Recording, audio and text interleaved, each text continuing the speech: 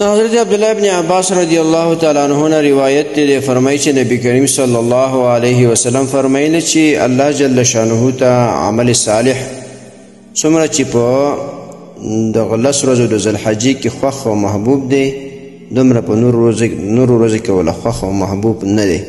د دې حدیث روایت صحیح بخاري کړی. محترم مسلمانانو ورونو چې کله د ذوالحجې د میاشت داخله شي نو دغه اول تاریخ د ذوالحجې نواخله تر لسم تاریخه پورې دغه ورځو کې الله جل شانه ته څوک اعمال نیک اعمال وړاندې کوي دا الله ته ډېر خوښي.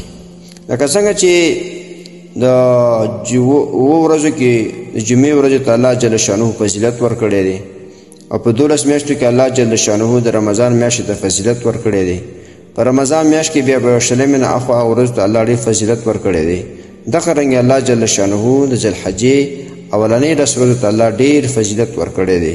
د دې وجې نه دغه میاشت کومه را روانه ده او چې کله ذوالحجه داخلیږي اول تاریخ شروع کېږي په دې نواخله تر اختر د ورځې پورې دي کې الله ته ډېر عبادات وړاندې کوي، صدقې، خیرات، نفلونه، منځونه 5 وخته مونځ جمع سره پابندۍ سره کوئ.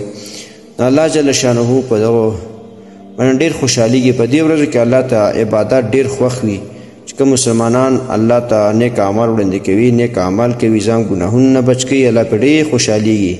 الله جل شانه ته د خپل بندګانو د نیکو اعمالو په دغو ورځو کې ډېر محبوب وي، پرې الله خوشحالیږي. لهذا ذوالحجې میاشت را روانه ده، په دې کې د نیکو اعمالو ته ډېر متوجه شئ او په دغه لس ورځو کې ډېر اعمال وکړئ، روژې ونیسئ، نوافل کوئ او تلاوت ډېر کوئ، ذکرونه کوئ، صدقې، صدقات، خیرات کوئ د الله د رضا دپاره چې الله جل شانه پې خوشحالیږي.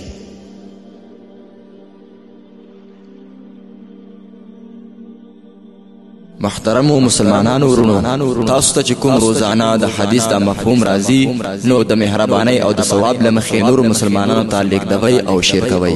والسلام. د دیوبندي مسلک حنفي کاروان سټوډیو لخوا وړاندې کیږي.